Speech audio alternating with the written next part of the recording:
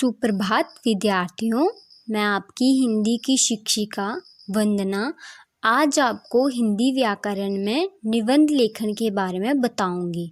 तो बच्चों, जैसे कि आपने निबंध पिछली कक्षा में भी पढ़ा था, ठीक है, और आप जानते हैं कि निबंध बहुत ही ज़रूरी है क्योंकि ये हमें हर साल परीक्षा में 10 से 15 मार्क्स का आता ही है, ठीक है।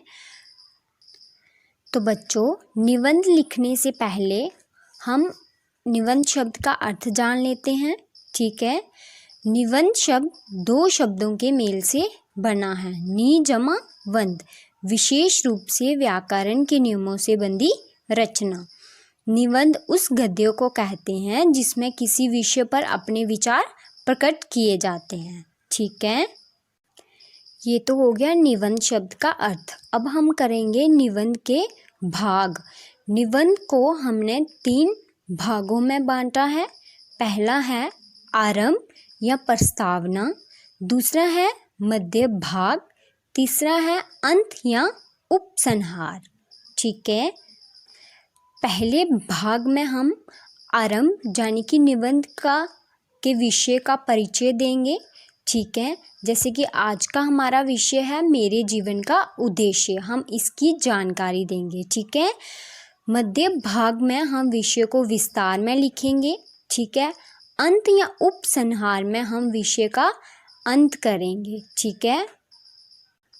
तो बच्चों, निबंध लिखने से पहले हमें इन बातों को ध्यान में रखना चाहिए, ठीक है।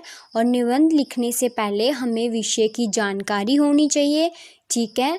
जिस भाषा का हम प्रयोग कर रहे हैं वो सरल और मुहावरेदार होनी चाहिए। हमें जिस विषय के बारे में हम लिख रहे हैं, जैसे कि हम लिख रहे हैं मेरे जीवन का उद्देश्य, हमें इसके बारे में पूरी जानकारी होनी चाहिए।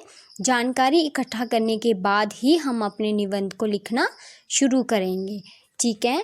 और निबंध को लिखने से पहले हम ये पंक्तियाँ लिखेंगे, ठीक है। सबसे पहले आपने ये पंक्तियाँ लिखनी है, ठीक है। खड़े खड़े टकटकी लगाकर, खड़े खड़े टकटकी लगाकर, जल को निखारने से तुम समुद्र को पार नहीं कर सकते। उठो, लक्ष्य निर्धारित करो और कर्मशील बनो।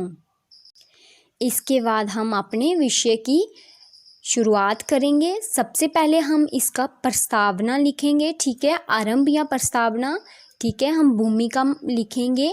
आपने क्या करना है, भूमिका के साथ आपने एक विषय की रूपरेखा बना लेनी है, ठीक है।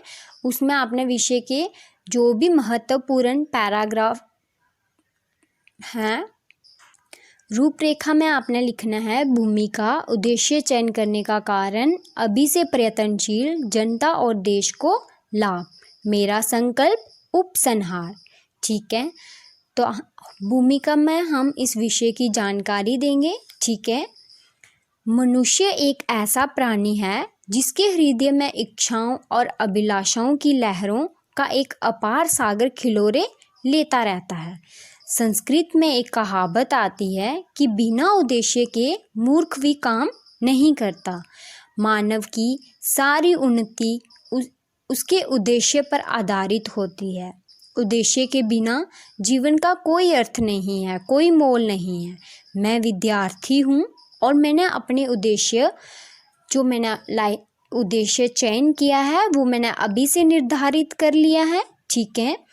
कुछ लोग डॉक्टर, नेता, वकील, अध्यापक बनना चाहते हैं, तो कुछ कवि, अभिनेता आदि, किंतु मेरा उद्देश्य है संपादक बनना, जिसके लिए मैं अभी से प्रयत्नशील हूँ कि मैंने अपने जीवन का जो लक्ष्य निर्धारित किया है वो है संपादक बनना, पत्रकार बनना, ठीक है, जिसके लिए मैं अभी से तैयारी कर रही हूँ या कर रहा हूँ। तो ये आपका विषय का आरंभ या प्रस्तावना है जिसमें हमने विषय की जानकारी दी। अब हम इसका मध्य भाग पढ़ेंगे, उद्देश्य चयन का कारण, कि आपने जो उद्देश्य चयन किया है उसका क्या कारण है।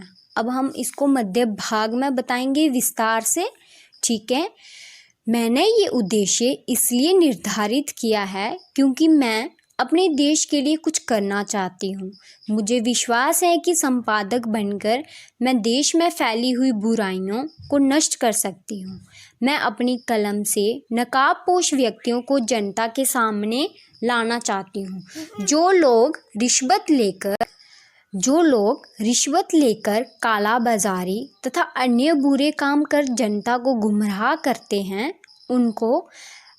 उनका असली चेहरा जनता के सामने लाना चाहती हूँ। ऐसे व्यक्ति दीमक के समान हैं जो देश की जड़ों को खोखला कर रहे हैं कि मैं संपादक बनकर समाज में फैली हुई बुराइयों का अंत करना चाहती हूँ। ठीक है, जो लोग जन को गुमराह कर रहे हैं, मैं उनका चेहरा जनता के सामने लाना चाहती हूँ। ठीक है, आगे आपने लिखना है अभी से प्रयत्नशील। अपने उद्देश्य की प्राप्ति के लिए मैं अभी से प्रयत्नशील हूँ। मैंने तय किया है कि मैं पत्रकारिता का कोर्स करूँगी। इस पद के लिए मैंने अपने आप को मानसिक और शारीरिक तौर पर तैयार भी कर लिया है, क्योंकि ये कार्य कुछ हद जोखिम भरा है, लेकिन मैंने निर्णय कर लिया है जब तक मैं अपने उद्देश्य में सफल नहीं होती तब तक मैं आराम से नहीं बैठूंगी। कि जो मैंने लक्ष्य निर्धारित किया है, जब वो पूरा नहीं हो जाता तब तक मैं अपने कार्य में लगी रहूंगी। उद्देश्य चयन करने का जो मैंने निर्णय लिया है उस रास्ते प्रयत्नशील रहूंगी। ठीक है, जब तक मेरा उद्देश्य पूरा नहीं होता मैं उसके लिए प्रयत्न करती रहूंगी और आशा है कि मैं एक संपादक बनकर अपने देश की सेवा करूंगी। ठीक है, तो आज हमने ये मध्य भाग तक पढ़ा। ठीक है, आगे का हम नेक्स्ट वीडियो में पढ़ेंगे। धन्यवाद बच्चों।